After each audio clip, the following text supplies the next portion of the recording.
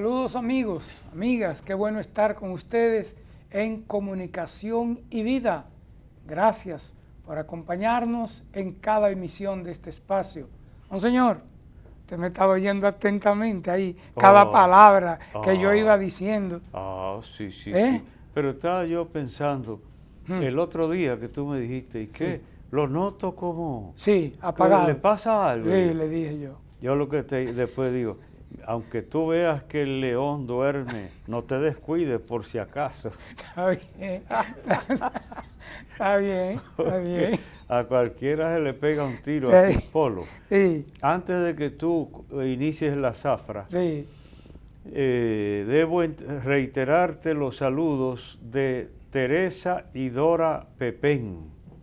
¿Tú te acuerdas que las hemos saludado? Sí. A Santo Domingo? Las encontré en Higüey. En Higüey, yo lo recuerdo. Entonces ahora vinieron a Santiago y me dejaron saludos, no pude verlas, pero a Teresa Pepén y a Dora, pues que siempre nuestro aprecio, solo de acordarnos de Monseñor Pepén, yo le tenía una gran admiración a Monseñor Juan Félix Pepén Solimán. ¿Qué te parece? Cuando usted lo menciona, pienso el garabato de Dios.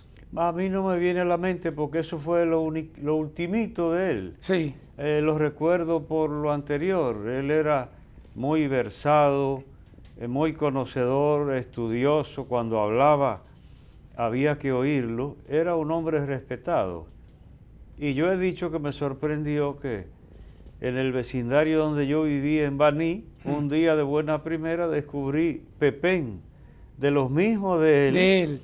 Y en San Cristóbal también, que yo pensé que eso era una cosa exclusivamente de Higüey, y sin embargo en San Cristóbal y en el llano de Baní había Pepén de los mismos de Juan Félix Pepén Solimán.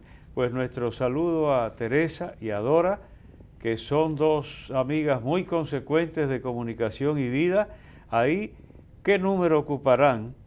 Porque yo hablé aquí de una Gladys que dijo la número 1, que no hay otra. No. Y entonces mandaron un de recado. Moca, Juan y doña Juana le mandaron a decir que no, que ellos son los números Bencosme, amigos de su hermano Juan Constantino, el reverendo diácono. Sí. Y mandaron a decir que no, que los números 1 son ellos. Entonces está en discusión. Eso está. No me crean mucho cuando diga, esta es la número 1. No, ya no. Siguiendo a Comunicación y Vida, porque está en discusión el tema. Eso. Saluda a tu gente. Mire, la primera tanda, porque son muchos, Juan Gregorio Almonte en la Herradura Santiago, fiel con nosotros. Rosa Lendoff de la Lomota Altamira le mandó a decir que le recuerda con mucho cariño cuando usted era un sacerdote jovencito. Oh, sí, ciertamente, porque Polo, aunque tú no lo creas, sí. yo también fui joven. Entonces le mandó con mucho recuerdo. También, mira, pues tengo para decirte que yo recuerdo con mucho cariño esa zona. Y la memoria de uno es una cosa tan prodigiosa, porque en el año 79 quizás fue la última vez que yo pisé en la Lomota. 40 años. Y yo recuerdo todavía la capilla, el cafetal de los Portela, y ahí estaba la capilla, y ahí celebré yo unas cuantas veces, nada más. Entonces, ahora estuve por el otro lado, por Navarrete, cerquitita de la Lomota, pero del lado de Navarrete, que hasta saludamos a esa gente ahí. ¿Cómo se llamará eso? Es el último campo. Un clima agradable. Un clima agradable en plena montaña. Sacamos unas fotos preciosísimas con unos grupos de jóvenes que hay ahí muy activos, Pues bien. Pues sigo. Carmen Guzmán, Manita, también Florinda Polanco, Leaquina Flores. ¿Te había oído ese nombre? Sí, Leaquina. Yo no lo había ¿Pero escuchado. de dónde? Todas esas personas me las Porque encontré. Leaquina, la principal Leaquina que yo conozco es de Mao. Ok. Muy amiga de Monseñor Fello. Qué bueno. También Carmen Rodríguez, Gilma Pérez y Domingo Gómez. Por hoy todas esas personas la encontré en la parroquia Santa Cecilia de la Villa Olímpica en Santiago. Era una multitud ha sido casi fila para decirme que ven el programa. ¿Y tuviste que firmar el autógrafo? Sí, José Madera me prestaba un lapicero y yo iba anotando todo esto. Fue en el primer año. Percio, Sí. él se lo está creyendo. Bueno, óigame. Lleva la cosa en serio. Bueno, yo le voy a decir algo ahorita. En el primer año de la partida de la mamá del padre Marcos Cruz, y muchas personas estuvieron allí. Sí. Estuvieron allí. En esa ocasión yo no... no. ¿Usted no fue? No, cuando se le murió un hermano, a él se le murió un hermano también, creo, que ahí no pude ir yo, porque a veces voy yo, va Tomás, va Monseñor Plinio, nos repartimos. Estuvo Tomás, Monseñor Tomás y varios sacerdotes que me hizo pensar en la amistad que ha cultivado, porque era un día de trabajo a las 9 de la mañana y el templo estaba lleno. Así que Padre Marcos, entonces, un abrazo. Ya como el temita es tuyo, ya me tocó despedir a la madre del padre Juan Susaña, Juan Martínez Susaña. Fue la primera después que yo llegué a Santiago. Le siguió, bueno, un hermano del padre Serafín. Así Coste, Serafín pero que es fuerte también. Sí. Pero luego la mamá del padre Eduardo Núñez. Sí. Y luego la del padre Diego Tineo. Sí, y José Antonio Rodríguez. Y la mamá del padre José Antonio Rodríguez, que por aquí lo dijimos también, van 4 y 2 sacerdotes. El padre Apolinar Bencosme y el padre Juan Martínez Susaña, que lo mencionamos aquí, ya que lo mencioné, aunque no tenía previsto esto, pero el recordatorio que puse yo a circular en Facebook, muy bien, él con sus ornamentos. Eso, como lo pueden ver ustedes, estuvimos en la parroquia Santuario de San Rafael en Tamboril, celebrándole las exequias, la misa de cuerpo presente, como se dice, con los familiares, cantidad de sacerdotes. Eso no lo sabe Polo porque no pudo ir. No pude ir. Pero cantidad de sacerdotes y no tantos fieles, pero había, porque además era jueves en la mañana.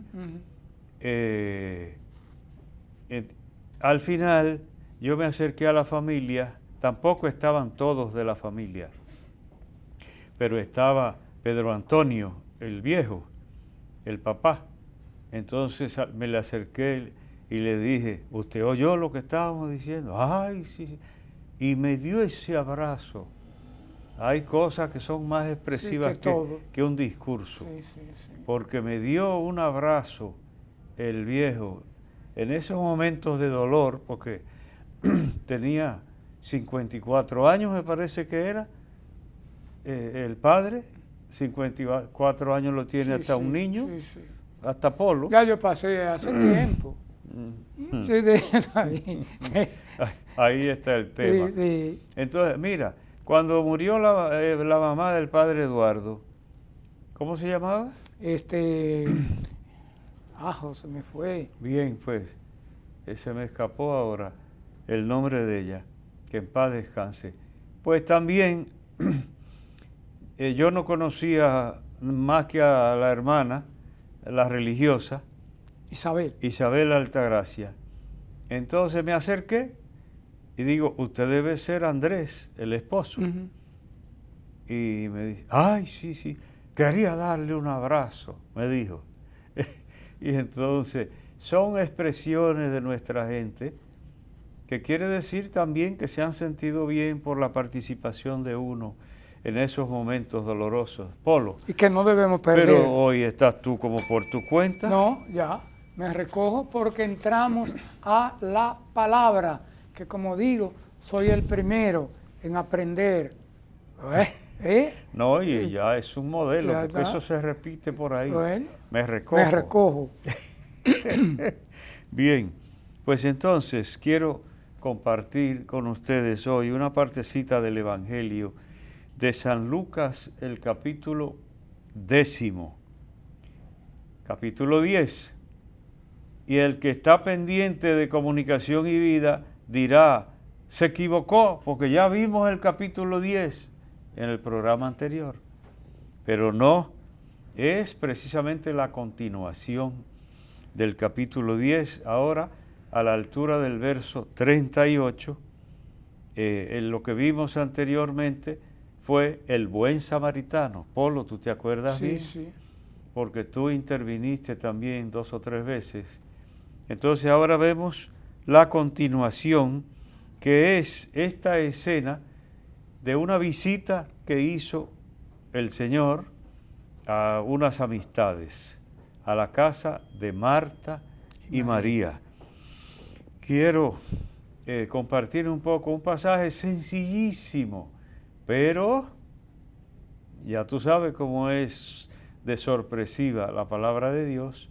Entonces, un contenido extraordinario en su sencillez. En aquel tiempo Jesús entró en una aldea donde una mujer llamada Marta le dio alojamiento. Bien, no pone el nombre de la aldea. El evangelista Juan es el que nos dice que la casa de Marta, María y Lázaro estaba en Betania, pero Lucas no pone el nombre, sino en una aldea. Le dieron alojamiento. Y raro, porque yo he aprendido de lo que usted va diciendo, que Lucas siempre ubica a uno. Es que depende del interés que tenga. Ok. Depende del interés que tenga. Y ahora este pasaje viene después del buen samaritano, que también hay que tenerlo en cuenta. Uh-huh. Y lo que va diciendo Lucas es que Jesús va en camino a Jerusalén. Entonces hay cosas que hay que entender la mente del evangelista, porque ellos toman un material, pero combinan de varias fuentes y lo organizan según el plan que ellos tienen. Okay. Entonces por eso a veces conviene un detalle, a veces no conviene, para dejarlo como que más universal, más abarcador. Todo eso se da en los evangelios. Entonces le dio alojamiento a Jesús. El Papa Francisco ha insistido mucho, Polo, en acoger, refiriéndose sobre todo a los inmigrantes. Uh-huh. El Papa Francisco ha insistido muchísimo con todas esas oleadas de África del Norte, tratando de llegar hacia Europa. Muchos de ellos quedan en el mar, se ahogan. El mismo Papa hizo un gesto tremendo cuando, acabando de llegar, de asumir como sumo pontífice, se fue a la isla aquella. ¿Cómo se llamaría? Esa isla. Yo no soy el periodista aquí. Sí. Pero bien. La Padusa, ¿cómo era? ¿Cómo era que él fue? Suena como Padusa, sí, sí. No me acuerdo, ya la cabeza mía no está para mucha filigrana. Entonces el hecho es acoger. Y este pueblo se ha distinguido, el pueblo dominicano, Polo, por varias cosas. Se habla de el calor humano. Por ejemplo, ahora con toda este oleaje que se ha dicho contra el país, entonces han salido personas que dan la cara, muchísimos de ellos extranjeros. Entonces dicen, no hay otro pueblo que reciba a uno como nos reciben en la República Dominicana. La gente, puede que haya un malhechor, pero esa hospitalidad, como dicen, el calor humano, el trato para con las personas y especialmente los extranjeros, eso se dice. Entonces, le dieron alojamiento al Señor, acoger. En cualquier lugar y pueblo del país anda uno extraviado y pregunta, en el único lugar que lo botaban, ¿a dónde era? Que si tú estabas perdido y preguntabas, ¿En la capital? En la capital. Sí. Lo desorientaban a uno. En la capital. Pero yo te conté lo del Elpidio de Cienfuegos. ¿Tú te acuerdas de eso? Elpidio fue hasta presidente de asamblea en Cienfuegos, ya murió hace mucho. Y no creo que murió de vejez, no. Yo no le perdí el rastro por cuando me trasladaron para la capital, de la capital para el sur, dime tú. Pero aquello, acuérdate, a él se le murió una persona en la capital. Y sin averiguar bien, campesino al fin, salió para allá creyendo que es como doblo por aquí y llego. Se perdió en la capital. Entonces, no fue bruto, fue a un cuartel a pedir que lo dejaran pasar la noche ahí, le pusieron una sillita. A lo mejor tú te acuerdas ahora que cuando él está sentado ahí, entra un policía. Entonces se queda mirando y le dice, pero usted es Santiago. Entonces, el policía había estado de puesto en Cienfuegos y lo conocía. Entonces le buscaron hasta una cama. Entonces, pues al otro día, cuando amaneció, más o menos lo orientaron porque no sabía. Y entonces cruzó uno de los puentes sobre el río Sama. Y dice que a mitad del puente se encontró con un joven y se le acercó. Joven, yo ando en esta situación que tengo que dar un pésame, pero no averigüé bien. Entonces, pero de ahí mismo soy yo. Le dice el muchacho, venga, que lo voy a llevar. Y entonces cogen, cerquitica vivía. Cuando se va a despedir, entonces le dice Elpidio, ay, pero usted no se imagina el agradecimiento que yo le tengo, porque yo perdido en la capital desde ayer dando tuntunazo. Y mire, lo vi a usted y me pareció que usted podía ayudarme. Pero en el caminito, desde el puente hasta la casa, Elpidio era un hombre de Dios y comenzó a hablar con el joven y salieron los temas de Dios. Y entonces ahí fue que le dijo el joven al final, dice, entonces usted me encontró ahí en el puente, ¿usted se dio cuenta donde yo estaba? Sí, dice, pues usted sabe qué era lo que yo iba a hacer en ese momento, tirarme del puente. Entonces llegó usted y ahí comenzó a hablarme y todo eso, y yo, la conclusión fue aquella vez, ¿cuándo te pondrá Dios en el camino a una persona para que tú la recibas? Y paradójicamente, porque Elpidio creía que el beneficiario fue él, que recibió orientación del joven. Y sin embargo, él fue instrumento de Dios para que no se perdiera ese joven. Acoger. En el momento que uno menos espera, Dios le pone en su camino a alguien, quizás que necesita. Hay que coger la señal, porque si uno se descuida, pues Marta y María parece que cogieron bien la señal, porque no dejaron pasar de largo al Señor, sino que los recibieron. Bien, entonces ahí viene lo demás. Marta esmerándose en prepararle un banquete. Y por eso, cuando Cristo más adelante dirá, una sola cosa es necesaria, hay gente que lo ha interpretado como que le dice, no prepare tantos platos distintos, con una cosa es suficiente. Pero no, hay quien pensó que podía interpretarse de esa manera. Bien, Marta tenía una hermana que era María, ahí viene la escena. Marta anda afanando, preparando todo, mientras María está ¿dónde? Sentada a los pies del Señor. A los pies del Señor. Entonces, a lo mejor si es una feminista, ahora dirá, ¿y qué es eso de estarse humillando delante de un hombre? ¿Piensa tú?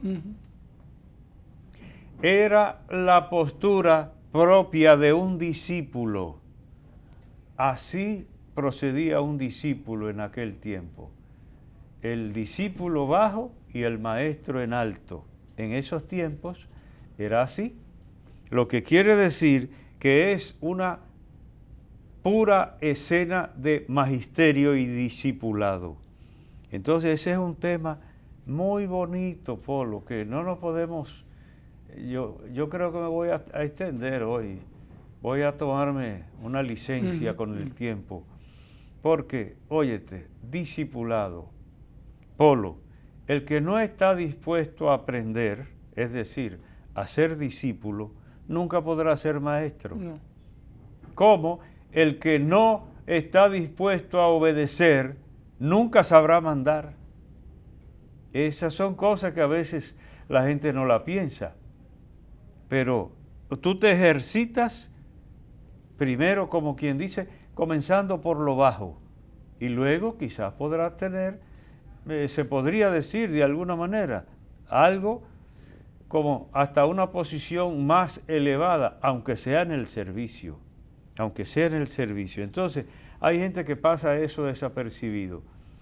Sentada a los pies del maestro. La mujer no se debe humillar delante de ningún hombre. Era la posición del discípulo, hombre o mujer, esa era la costumbre. Monseñor, hay otra parte de este pasaje que hemos reflexionado y es muchos de nosotros que quizás nos quedamos en mucho activismo y nos olvidamos de lo trascendente. O la otra, muy piadoso y nos olvidamos entonces de la tierra. Bueno, tú estás dando un paso adelante. Sí. Esa es otra partecita que conviene sí destacarla. Mientras tanto, a mí me gustaría que afincáramos bien esta parte que yo trataba, Polo, que es el que no está dispuesto a ser humilde y aprender de otro, no podrá nunca ser una persona importante para la sociedad y para sí mismo. Entonces, yo he dicho por ahí que aprendo hasta de un niño. Yo no sé si todo el mundo tiene, yo creo que no. Hay gente, algunos yo hasta lo he corregido. Yo le digo una cosa, sí señor. Digo, pero tú estás hablando como si lo supieras, y yo me atrevo a apostar que tú no lo sabías eso. Y hablan como si lo supieran, porque les da vergüenza no saber. Ahora me viene a la mente eso. Y otro tipo de gente peor todavía, porque todo lo que tú le digas, ya ellos lo sabían hace mucho. ¿Embuste? Sí, sí. Ay, lo que me viene a la mente es un compañerito que yo tuve en el seminario menor. ¿Cómo era? No, sin decir nombre. No, yo no voy a decir no, nada. Nada. No va a decir nada. Nada. Pues lo cierto es que a ese tú se acercabas. Qué bien esta idea, mira, fulano, tal y tal cosa. Eso está en una revista que yo tengo allá en mi casa. Eso era lo típico de él. Eso es importante, Polo. Sí. Hay gente que muere en la ignorancia, más bruto que la pata de un buey, porque no está en actitud de aprender. Y yo he dicho, yo aprendo hasta de un niño inocente, porque, óyete esto, Polo, yo visité un lugar muy precioso en Connecticut, en Estados Unidos. Era una casa en un bosque con un lago al lado, una cosa de ensueño. Unas personas que trabajaban en la ONU. Entonces hicimos un encuentro allá de un grupo y en ese lago había tortugas. Y un muchachito como de 3 años no pasaba de más de ahí. Entonces estaba por ahí y me dijo, turtle, tortuga, en la forma norteamericana de pronunciar, turtle. Y así, con ese niñito de 13 años aprendí yo a pronunciar el nombre en la forma norteamericana, porque los ingleses no pronuncian así. ¿Cómo diría un inglés? Turtle. Pero los gringos suavizan y dicen turtle, tortuga. Un niñito como de 3 años. Entonces, Polo, yo soy un pobre pecador y con muchos defectos, pero en cuanto a aprender, yo creo que ahí no me equivoco. Viene a mi mente. Porque ahí yo estoy dispuesto a recibir de quien sea. Y entonces eso es una riqueza muy grande. Viene a mi mente lo que usted dijo de la brasileña era. Muriendo. Esa vieja tú la has hecho célebre. Muriendo y aprendiendo. Sí, porque ya casi, como decían los viejos antes, boqueando. Boqueando. Porque de que uno antes de morirse, pero si usted sabía eso, Sí. que antes de morirse uno boqueaba 3 veces. 1, 2 y 3. Entonces yo decía por allá, digo, no se descuiden y busquen a Dios y no estén esperando la segunda boqueada para entonces di que comenzar. Esto es comunicación y vida. Una pausa y regresamos. Así que no se nos mueva.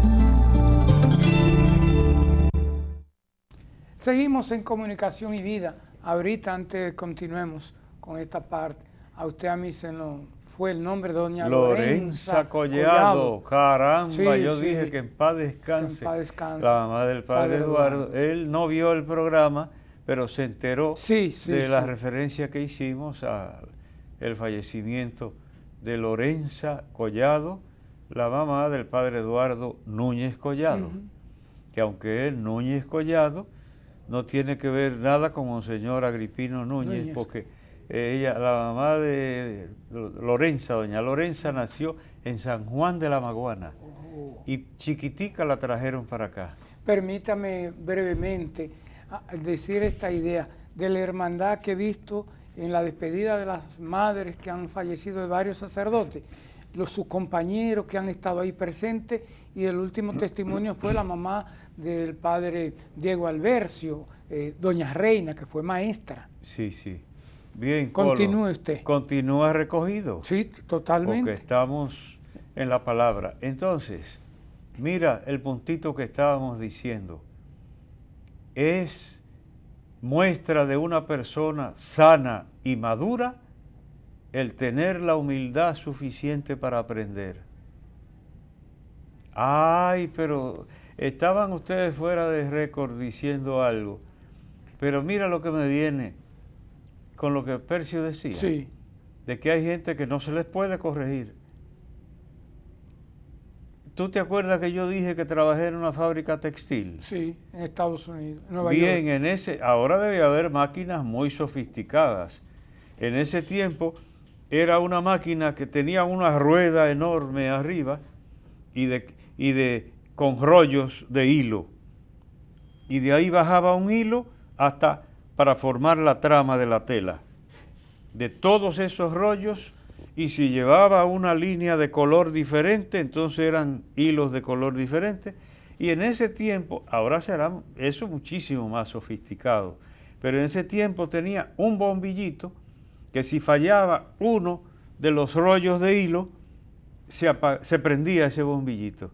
Y el vigilante de al que le tocaba atender esa máquina, tenía que estar muy pendiente, yo te dije, porque si se prendía uno de esos bombillitos y fallaba un hilo, podía echar a perder un rollo entero, y a veces era seda, tela fina. Cara. Entonces, ¿qué sucedía? Que un dominicano que trabajaba ahí, no digo más detalles, pero tengo muchos detalles en la memoria, vivía como aburrido ese hombre. Y cuando los otros compañeros, cuando yo entré ahí ya él no estaba, pero ya yo recogí las historias. Se apagaba un bombillito y si él no lo veía, cualquiera que lo viera, se lo decía y paraba la máquina. Y él entonces se ponía bravísimo cuando otro se metía a decirle que se le apagó un bombillito. Para ayudarlo a él, porque se le iba a dañar un rollo de tela enterito, porque con un... Es algo que a mí me gusta hasta mencionarlo, porque el que la gente crea que nada importa, por ejemplo, en la conducta de un niño, puede ser el más mínimo detalle y marca a una persona para siempre. Y a mí me gusta ese ejemplo del rollo de tela, porque yo te dije que había un hombre solo para pasar los rollos frente a un sistema de luces para chequear si le faltaba un hilito. Y si le faltaba un hilito, podía ser carísimo el rollo y quedaba desechado. Que yo te dije que hicimos un convenio de que yo tenía que cargar rollos y le pasaba por el lado con un carrito de esos, como carrito de cargar, sí. Que tienen dos rueditas. Sí, sí. ¿Cómo se llama eso? Montacarga. Montacarga. No, montacarga son lo que esto. Sí, sí. Entonces que los camiones de refresco y todo le ponen atrás para llevar. Entonces ahí pasaba yo con un rollo. Hicimos el compromiso de que yo pasaba y le soltaba un refrán. Y cuando yo volviera, él tenía que decirle otro. Y una manera de poner a funcionar, porque cargando un rollo, dime tú, el trabajo no es tan absorbente. Y para no hacerlo monótono, entonces, pues bien, cualquier hilito echa a perder todo. Entonces tú recibir ayuda y tener la humildad suficiente. Ay, muchas gracias, no me di cuenta. Pero hay gente que no, a menudo son gente acomplejada. Les da vergüenza que los vean ignorantes. Y el que no llega a reconocer su ignorancia, tampoco llegará a aprender. Entonces mira qué lección, el discipulado. Ahí podríamos pasarnos una mañana casi. Pero yo voy a reservar eso porque para otro escenario donde me toca profundizar un poco más en eso. Bien, ahora viene la partecita y ya con eso completamos lo que ya se mencionó Polo. Se queja Marta. Señor, ¿y no te da pena verme aquí afanando tanto que no doy abasto? Y mientras ella está sentada, dile algo que venga a ayudarme. ¿Qué contestó el Señor? Marta, Marta. Marta, Marta. Mira la manera, sí. Y ahí lo recoge San Lucas. Marta, Marta. ¿Y qué significa?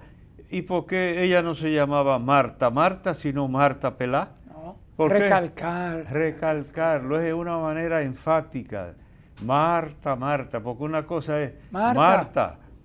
Marta, Marta. ¿Todo el mundo entiende? Sí, sí. Andas inquieta y nerviosa con tantas cosas y una sola es necesaria. Ahí es donde dije que algunos dijeran, una sola es que no prepare tantas cosas, sino un plato nada más. Pero no, una sola cosa es necesaria. María ha escogido la mejor parte.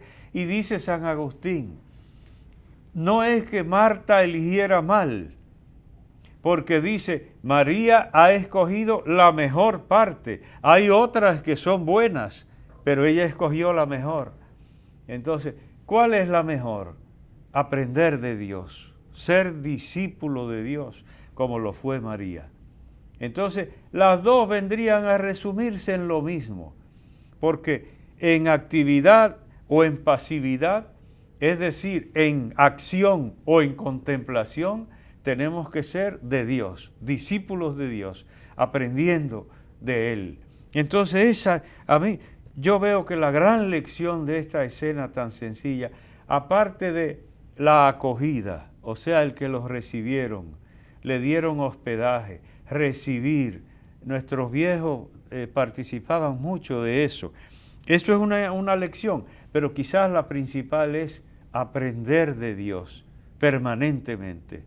Y ahí sí cabría lo de la vieja, muriendo y aprendiendo, porque de Dios tú no vas a terminar de aprender, nunca. Porque de un maestro de aquí, hay maestros, por ejemplo, de arte y de música, que tienen un alumno, eso lo he visto yo hasta en película, y llega un punto que le dicen, mira, busca otro maestro ya, porque ya yo veo que tú tienes una gran capacidad y todo lo que tú podías recibir de mí, ya lo recibiste.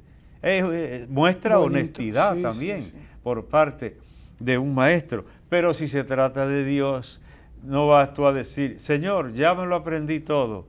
Como antes que decía, ya tú te aprendiste ese libro. Ya. A veces un libro de 500 Sí, páginas sí. y se creía que era que uno se lo aprendía y lo desechaba. Pues entonces, una sola cosa es necesaria, estar con Dios. María eligió eso y nadie se lo arrebatará. Nadie le quitará ese galardón. Bien, tendría muchas enseñanzas más este pequeño pasaje, porque ahí hay una referencia también, María. Y al decir María, cuando tú te acuerdas de la Virgen Santísima, que guardaba todas esas cosas en su corazón, aprendiendo las lecciones que Dios le daba. La otra María, la principal, la Madre del Señor. Todo eso está ahí, Polo. Bueno. Ahora, lo que tú decías también, ¿con quién hay que estar? ¿Con el que ayudó al que cayó golpeado herido por los bandidos? ¿El samaritano? ¿Hay que ser como el samaritano o como María a los pies del Señor? Tenemos que comprender. No hay una cosa sin otra. Y quizás eso es lo que quiso decir el apóstol Lucas cuando inmediatamente después del samaritano puso este pasaje de la visita de Jesús a la casa de Marta y María. Bueno, hemos tenido la palabra. Ahora entramos a la palabrita que nos trae en el día de hoy. ¿Una o varias? Una. No, ya yo aprendió. Para considerarte Sí. a ti. Sí. Tenemos una hoy. Pero vengo un poco distinto. Tercio, Mercy, Wilsenia, vamos a ver cuál es la palabrita. Mira, sí. Solo te advierto, Polo. ¿Me va a tratar bien? Que no veas nada personal en esto. Ah, ok. Ya lo saben. ¿Oyeron? Que no veas nada personal. Estoy asustado. Pero lo que presento hoy es, además, para darle uso al libro. ¿Quién me regaló ese libro a mí? Eso fue el padre Carlos Santana. ¡Santo! ¡Qué memoria, la mía! El padre Carlos Santana. Sí. 365 días para ser más culto. Es como si fuera, o sea, va día por día, como si fuera un devocional, pero de cultura. Entonces acuérdate que yo lo presenté aquí, pues de ahí tomo el templo y el arca de la alianza. El sagrario, que no lo olvido nunca. El arca y el Polo. Sí. No recuerde. Cualquier parecido con la realidad es pura coincidencia. Sí, pero no recuerde eso. Entonces, mira, es que lo encontré aquí, hojeándolo. Entonces, mira, el rey Salomón mandó a construir el primer templo, en verdad. Porque acuérdate que hasta David tenía lugares sagrados y tenían incluso donde poner el arca, pero eran tiendas de campaña. Y el primer templo, como quien dice que merezca ese nombre, en el siglo X antes de Cristo lo construyó el rey Salomón. Ahí pueden ver ustedes en pantalla que he preparado este par de paginitas con al menos el contenido principal. Entonces, en el siglo X. ¿Para qué ese templo? Para dar culto a Dios, se supone, pero también para guardar el arca de la alianza con la tabla de los 10 mandamientos dentro. Acuérdate, cuando hablábamos de esa arca, incluso se presentó con los 2 querubines postrados en adoración encima de esa caja preciosa que era el arca.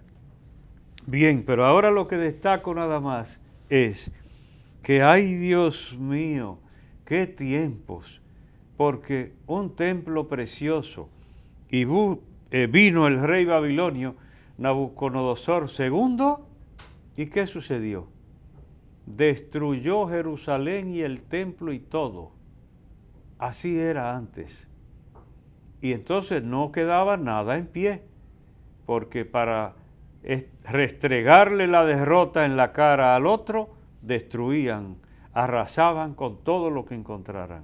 Y por eso destruyeron en el año 586 antes de Cristo, destruyeron el templo de Salomón. Luego se levantaría de nuevo el templo y duraron 31 años en levantarlo y estuvo listo en el año 515 antes de Cristo. Ahí hasta con algo de frustración.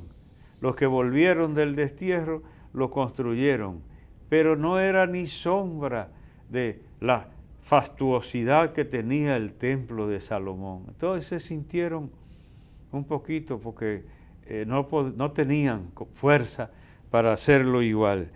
Los remozó y los reforzó y amplió el rey Herodes el Grande. Pero ahí un grupo de rebeldes judíos se levantó contra el Imperio Romano y en el año 66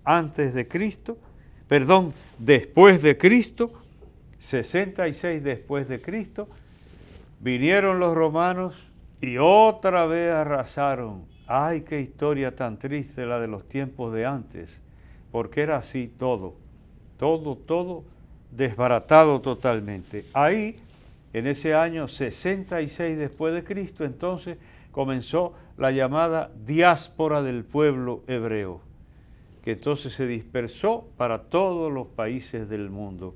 La diáspora, que así se llama, también se dice la diáspora dominicana. Sí. Es decir, todo el que reside fuera de su tierra, Estados Unidos, lo Europa, llaman la diáspora. Pues bien, ahí queda todavía la explanada o monte del templo, está ahí en Jerusalén. Mucha gente ha estado ahí, yo estuve en el Muro de los Lamentos, es lo que queda del muro que hizo el rey Herodes protegiendo el área perimetral del templo. Es un lugar de culto y ese monte del templo es un lugar sagrado para los judíos, para los musulmanes y para los cristianos. Ahí está una de las mezquitas más importantes del mundo musulmán, que se llama Al-Aqsa.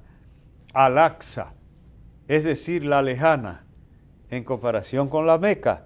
Al-Aqsa, la mezquita lejana, la que está lejana, y el domo dorado o la cúpula de la roca, que es, cuando tú ves la ciudad de Jerusalén, se destaca una cúpula dorada. ¿Tú te das cuenta? Cuando se ve una foto de la ciudad de Jerusalén, destaca una cúpula dorada, que es el domo o la cúpula que cubre la roca suponen los musulmanes que desde ahí subió Mahoma al cielo, de esa roca, que ellos la veneran mucho, y está adornada con una construcción que tiene una cúpula dorada muy visible.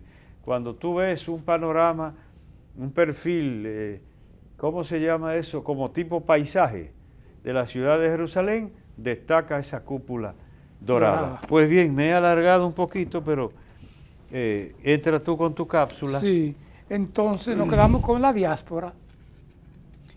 Nos quedamos con la palabra. No, nos quedamos con el Arca de la Alianza, la diáspora. Sí. Qué pena que no están aquí los agitadores. Ya veo que voy pensando en mí. El número 521, comparto con ustedes, del Compendio de Doctrina Social de la Iglesia. Consciente de la fuerza renovadora del cristianismo, también sus relaciones con la cultura y la realidad social, la Iglesia ofrece a la contribución de su enseñanza para la construcción de la comunidad de los hombres, mostrando el significado social del Evangelio.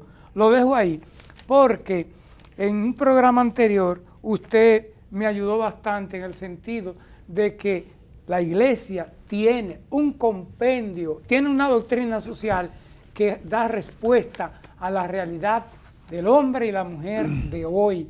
Así que cuando hablamos de cualquier tema, que no nos digan que nos quedemos en la sacristía y dentro de los templos, sino que el Evangelio nos impulsa a actuar para construir un mundo nuevo de hermandad. Y ahí tenemos la base en esa doctrina social de la Iglesia. Bien, bien, bien. Construir hermandad no creo yo que le haga daño A nadie a nadie. nos beneficiamos. Porque dirá uno que no me hablen de doctrina social de la Iglesia porque yo no creo en Dios. Ah, pero aunque usted no cree en Dios, le gustaría que lo respetaran, ¿verdad? Porque yo no creo que haya nadie que le guste que le falten al respeto. Y eso es lo que promueve la Iglesia, el respeto, la convivencia sana, el amor al prójimo. Entonces, crea o no crea, vale para todo. Vale para todo el mundo. ¿Quién quiere vivir en un infierno? Nadie. ¿Qué nos dirán las damas? ¿Cuánto nos queda? Poco ya, pero ¿Eh? usted estuvo, no sé si lo dirá. Bien, entonces, óyete, yo quiero aprovechar para algunas cositas. Mira, lo primero que ya mencionamos, lo del padre Juan Martínez Susaña, para que tú sepas, como no estuviste, que una gran participación del clero, como mencioné, y luego una gran solidaridad. Se supone que para una familia es un golpe fuerte, pero son los caminos del Señor. En este caso fue la diabetes que lo atacó muy fuerte. Entonces, gracias a Dios que nuestra gente es muy solidaria. Ahí yo quisiera, y hasta si pudiera Mercy encontrar, porque yo puse una vez una foto, o hay que buscarla, de la hermana Aracelis y la hermana Zeneida, que son las de la Casa Sacerdotal en Santiago, que atendieron con tanto cariño a este enfermo. Y no se diga al padre Abelino. Ay, sí, Abelino Fernández. Fernández, que perdió el juicio con su enfermedad, quedó vivo, pero quedó en una condición, y ellas con toda la paciencia del mundo, y ahora tuvieron que poner en práctica otra vez esa paciencia, porque además tú sabes que el que sufre de diabetes muy crónica, el humor se le altera y se complica. Y estas hermanas, la hermana Aracelis Mansueta y la hermana Zeneida Sirí, y otra también, con tanto amor. Hijas de la Divina Misericordia. Hijas de la Divina Misericordia, entonces con tanto amor. Bien, y para pagar una deuda con Polo hoy, Mercy, mira Mercy, para que pongas ahí de una vez en pantalla la foto del recuerdo que te mandé. Mira, Polo. Sí. Ah, el cieguito de Nagua. No, yo sé que no. El cieguito de Canca. Yo sé. Es que a Polo lo van a operar de catarata, porque a los jovencitos le da también eso también. A mí me operaron hace tiempo de eso, y esa foto que ustedes ven, porque las cosas mías no están escritas. Esos lentes se lo dan a uno porque uno queda cieguecito y que le molesta, después cuando comienza a ver, le molesta la luz, entonces le dan esos lentes negros. Yo al verme con esos lentes negros y ese tremendo acordeón que me habían regalado, un acordeón alemán, viejo. De allá llegaron, viejo. por 1890. Y entonces me puse delante de la computadora, digo, pero este es el cieguito de Canca. Porque un cieguito con un acordeón tiene que ser, aunque no sea el de Nagua. Entonces así veremos a Polo. Cuando Polo se opere, vendrá aquí con unos lentes negros. Pero no será porque va a hacer otra película, Los Hombres de Negro. Pero yo puedo traer la guitarra. Men in Black. ¿O yo? Pero como tú ni sabes de qué te estoy hablando. Pero yo puedo traer la guitarra y entonces soy José Feliciano.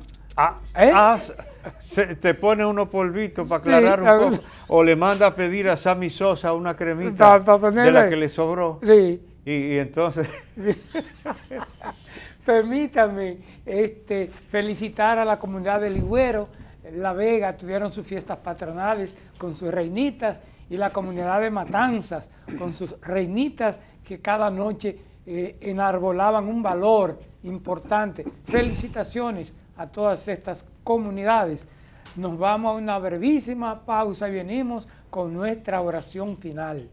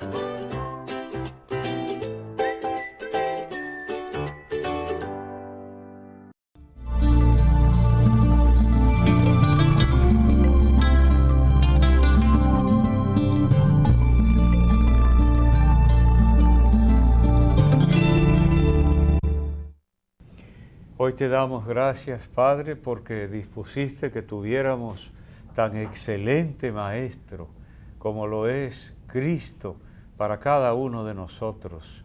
Abre nuestros corazones, nuestra mente, toda nuestra persona, para que estemos siempre dispuestos a aprender, pero no solo de Él, porque Él nos enseña por medio de nuestro prójimo.